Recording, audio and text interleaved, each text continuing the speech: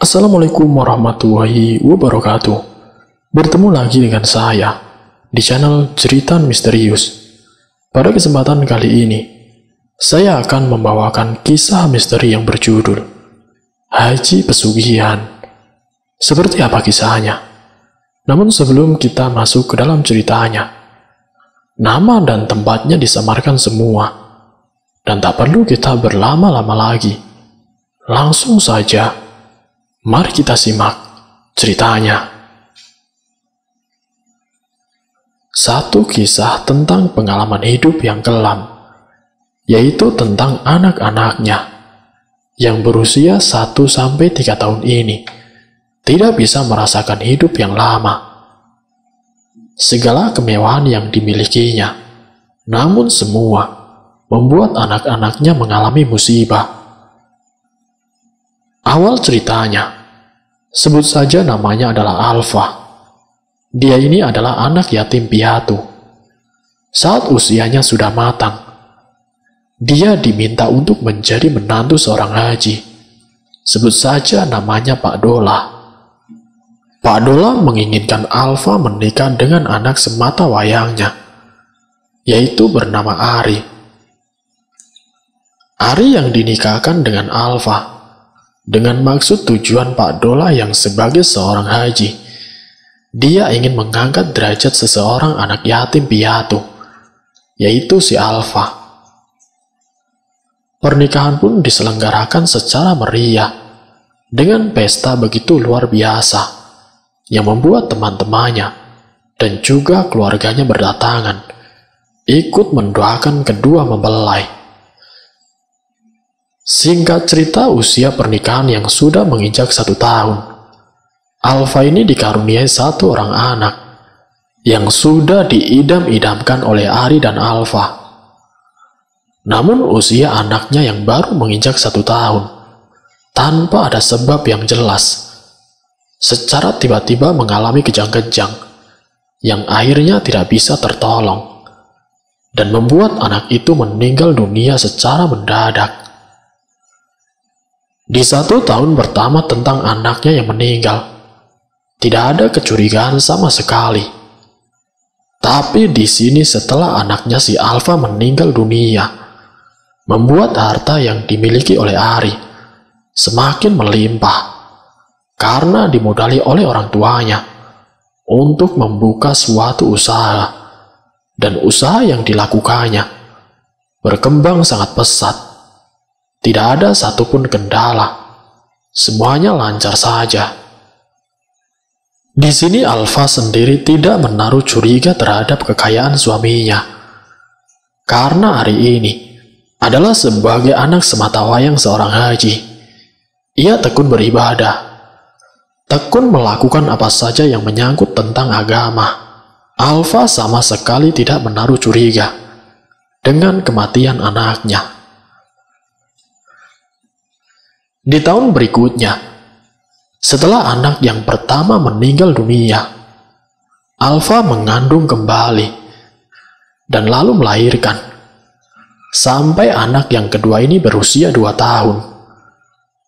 Namun lagi-lagi tidak disangka, anak itu mengalami hal yang sama, yaitu meninggal dunia. Kejadian meninggalnya anak itu, dia diajak oleh Ari ke toko material. Nah, di toko material itu, para karyawan sedang menyiapkan satu pesanan, yaitu balok kayu. Balok kayu yang terletak di atas, dan Ari membantu karyawan mengangkat balok tersebut. Tapi naasnya, balok kayu itu meleset dan menimpa kepala anaknya si Ari. Kepala anak Ari mengeluarkan banyak darah. Ia digendong dibawa ke rumah sakit dan dirawat sampai seminggu lamanya. Dan setelah 1 minggu, anak yang kedua ini meninggal dunia. Lagi-lagi semenjak kematian anak yang kedua, usahanya Ari semakin luar biasa, sampai bisa membuka cabang. Rumah besar mampu dibuatnya.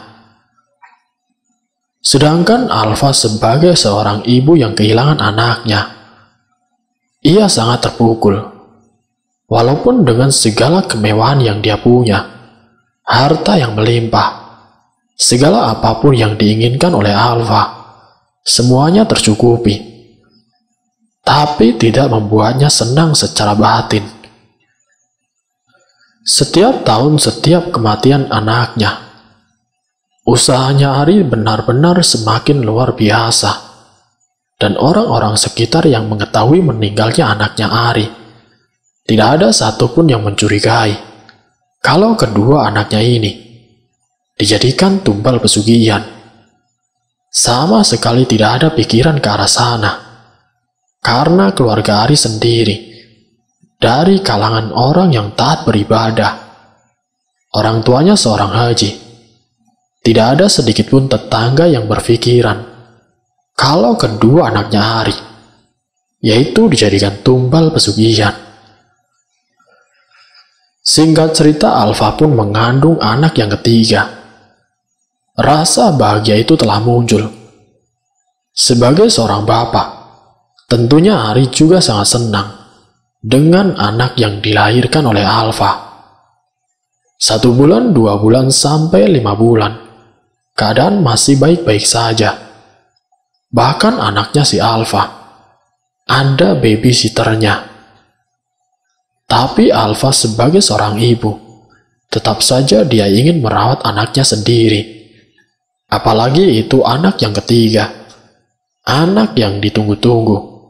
Karena kematian anak yang pertama dan juga anak yang kedua membuat dirinya sedikit depresi.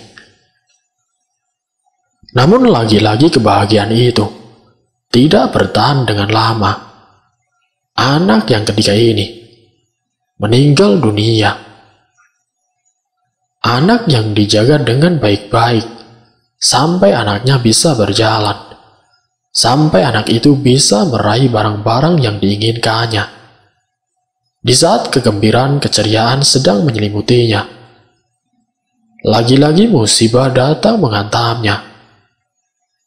Anak yang ketiga meninggal dunia di kolam renang yang dibuat oleh orang tuanya sendiri, yang saat itu babysitternya sedang berpamitan untuk pergi pulang kampung. Sementara Alfa dan suaminya tidak tahu kalau anak yang berusia 3 tahun itu keluar dari rumah menuju kolam renang, yang membuat anak itu meninggal dunia. Alfa menangis meronta-ronta sampai hampir 1 minggu. Alfa tidak mau makan, tidak mau keluar kamar, dan depresinya semakin parah. Ari sebagai seorang suami sempat mendatangkan psikolog untuk membantu menyembuhkan si Alfa. Lagi-lagi entah dari mana datangnya setelah meninggalnya anak yang ketiga ini. Usaha yang dikelola oleh Ari sepertinya tidak ada halangan dan hambatan. Sementara orang tua Ari yang mendengar kabar tentang kematian anaknya, beliau malah memberikan ucapan selamat kepada Ari. "Selamat nak, kamu sudah menjadi anak yang sukses. Anak yang bisa mengangkat derajat keluarga." Alfa yang melihat dan mendengar itu sempat kebingungan, dan ia pun terheran-heran. Bagaimana tidak heran, seorang haji, seorang kakak yang seharusnya merasa sedih karena kehilangan 3 cucunya. Tapi rasa sedih itu sama sekali tidak terlihat.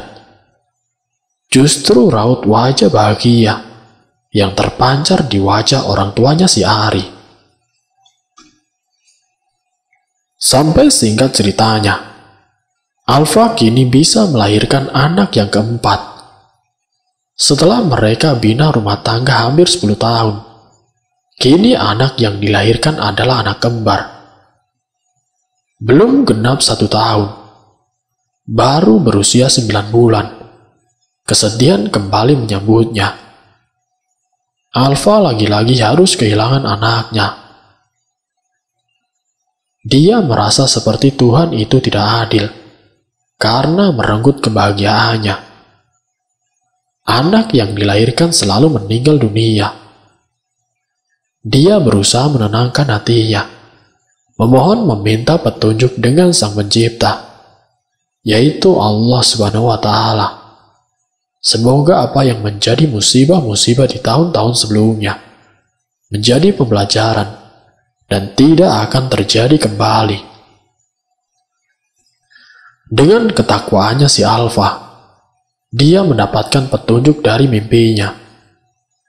Di dalam mimpinya Alfa bertemu dengan ayahnya yang sudah almarhum. Ayahnya berujar, "Tinggalkan suamimu. Tinggalkan." Mimpi itu datang berulang-ulang. Sementara Alfa yang melihat suaminya yang taat beribadah, seorang suami yang menghormati istrinya, bagaimana mungkin Alfa bisa meninggalkan suaminya? Di dalam mimpi petunjuk dari almarhum ayahnya selalu datang di setiap malamnya. Sampai Alfa mencari tahu, dan dia meminta izin kepada Ari untuk bertaziah ke makam ayahnya. Alfa pun berangkat ke makam ayahnya. Tapi sebelum Alfa sampai ke pemakaman, dia ke rumah keluarganya terlebih dahulu. Alfa disambut baik oleh keluarganya, oleh kerabatnya. Dia meminta agar salah satu keluarganya mendampingi ke makam ayahnya. Sesampainya di makam, Alfa menangis terseduh-seduh dengan menceritakan mimpi yang sedang dialaminya. Dia pun bercerita kepada keluarganya, lalu dirinya mendapat petunjuk lewat mimpinya kalau Alfa harus berpisah dengan suaminya. Lalu keluarganya Alfa menyarankan agar Alfa mendatangi sesepuh di kampung. Mendapatkan saran seperti itu, mereka berdua dengan salah satu kerabatnya berangkat ke rumah sesepuh dengan diantar oleh sopir pribadinya. Sesampainya di rumah sesepuh desa, Alfa lalu bertanya, "Mbah, apa maksud mimpi saya, Mbah? Kenapa ayah saya yang sudah meninggal selalu memberikan petunjuk kepada saya kalau saya harus berpisah dengan suami saya? Apa artinya itu, Mbah?" "Yang di dalam mimpimu itu bukanlah ayahmu. Dia hanyalah jin yang menyerupai ayahmu. Itu sebagai pengingat untukmu, karena mimpi itu datangnya berkali-kali. Itu sebagai pengingat untukmu. Lewat mimpi itu, dia memintamu untuk berpisah dengan suamimu. Dia tidak bermaksud untuk memisahkan segala-galanya. Tapi ada satu hal yang membuat orang tuamu selalu datang. Mbah melihat, benar atau tidaknya, Mbah melihat masa lalumu. Kamu sangat berduka dengan meninggalnya anak-anakmu. Kenapa bapakmu meminta kamu untuk berpisah dengan suamimu? Karena itu demi keselamatan anakmu. Kamu harus bisa menghadapi itu. Tapi Mbah menyarankan padamu, nanti setelah kamu melahirkan, kamu harus segera pisah dengan suamimu." "Mbah, saya bingung. Suami saya itu rajin beribadah. Tapi kenapa, Mbah? Kenapa anak-anak saya yang harus meninggal dunia?" "Kamu harus tahu satu hal. Di balik suamimu yang kaya raya itu, ada seseorang yang sengaja menghadirkan sosok hitam di rumahmu, dan dia akan mengambil anak-anakmu. Maksudnya apa, Mbah? Mbah melihat, wallahu alam, Mbah lihat ada yang tidak benar, ada yang janggal, tapi bukan suamimu, tapi ada seseorang yang sengaja melakukan itu, dan itu orang terdekat dari suamimu. Terus, apa yang harus saya lakukan, Mbah? Apa saya harus tinggalkan suami saya? Ya, kamu harus berpikir, ngomong baik-baik dengan suamimu. Singkat ceritanya, Alfa dan juga keluarganya balik lagi ke rumah. Masalah tentang Alfa, mereka sepakat untuk Alfa mencari-cari masalah agar dia bisa berpisah dengan suaminya. Bukan bermaksud untuk memisahkan dengan Ari, tapi demi keselamatan anak yang dikandung oleh Alfa. Alfa memang menginginkan secara lahir batin agar anak itu bisa dibesarkan bersama suaminya. Namun mau tidak mau, Alfa akhirnya mengikuti saran keluarganya. Setelah urusan itu selesai, Alfa kembali lagi ke rumah, di mana dia tinggal bersama sang suami. Dia menemui suaminya. Setelah beberapa hari mendapatkan petunjuk, dalam kehamilan usia yang baru 5 bulan, Alfa dengan sengaja mencari-cari masalah. Sampai singkat ceritanya, suaminya setiap hari marah-marah melihat kelakuan si Alfa. Bahkan pernah tidak pulang ke rumah karena jengah melihat si Alfa. Alfa pun tidak mempermasalahkan hal itu, karena memang sengaja dibuat oleh Alfa sendiri.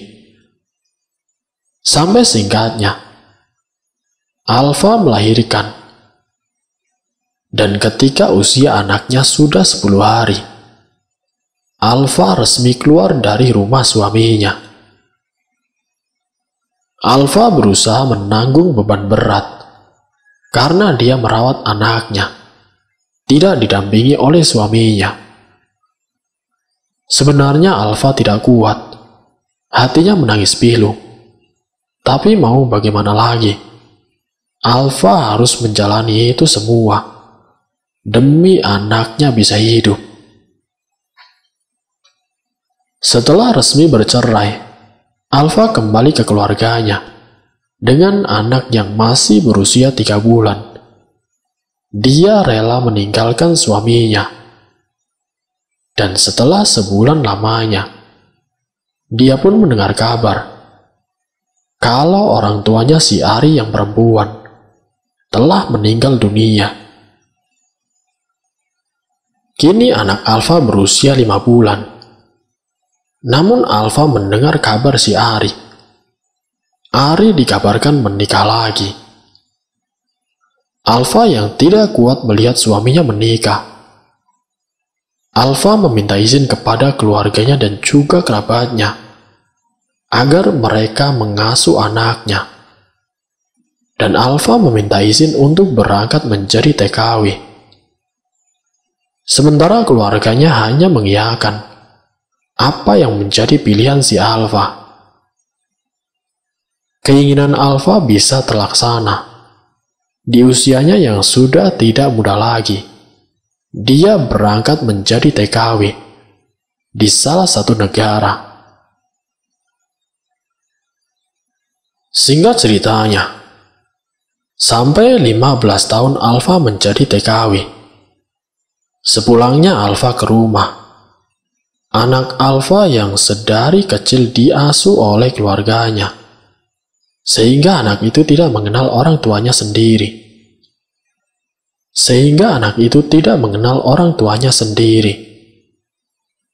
Memang di usia 1 tahun sampai 12 tahun, Anaknya tidak pernah melihat sosok ibu kandungnya. Keluarganya pun mencoba menjelaskan kepada anak itu. Dan mungkin anak itu butuh waktu untuk bisa menerima kedatangan ibunya. Butuh waktu yang sangat lama. Tidak cukup seminggu atau 2 minggu. Karena anak itu cukup lama ditinggal oleh ibunya. Tapi karena ikatan batin antara anak dan ibu, akhirnya mereka berkomunikasi sedikit demi sedikit. Sampai akhirnya anak itu bisa menerima kehadiran si Alfa sebagai sang ibu. Alfa pun memaklumi itu. Mungkin anaknya telah marah karena sedari kecil tidak diasuh olehnya. Alfa yang sudah sukses menjadi seorang TKW. Ia mampu mendirikan rumah sendiri, mampu menyekolahkan anaknya di salah satu sekolah menengah kejuruan. Dan Alfa merencanakan agar anaknya bisa sampai sarjana. Satu waktu saat Alfa sedang di jalan, ia sedang menjemput sang anak. Tanpa sengaja Alfa bertemu dengan mantan suaminya, yaitu si Ari. Alfa menanyakan kabar tentang dirinya, yang dulu pernah dia lihat sendiri, kalau mantan suaminya sudah menikah lagi. Ditanya juga tentang kabar istri dan juga anaknya, yang dilahirkan dari istri barunya. Namun ternyata di pernikahan yang kedua kalinya, Ari dan istrinya mengalami hal yang sama, seperti saat dengan Alfa. Ternyata anak yang dilahirkan oleh istri barunya si Ari selalu meninggal, dan sampai sekarang pun ia tidak mempunyai keturunan. Sampai usaha Ari semakin menurun, karena ternyata dalang di balik kesuksesannya si Ari ternyata sudah meninggal. Ayah Ari telah meninggal dunia. Beliau yang dikenal sebagai orang kaya raya, namun sekarang kekayaan itu mulai menyusut, dan kehidupan Ari mulai berubah. Perlu kamu tahu, Mas Ari, aku meninggalkanmu bukan karena aku ingin pisah denganmu, tapi karena aku ingin membesarkan anakku. Itu semua ulah dari orang tuamu sendiri. Aku sudah tahu semuanya. Aku sudah tahu apa yang dilakukan orang tuamu.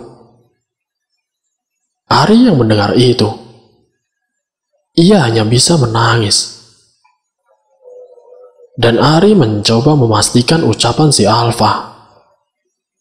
Ari mencoba mendatangi orang-orang pintar, dari praktisi sampai Pak Kiai.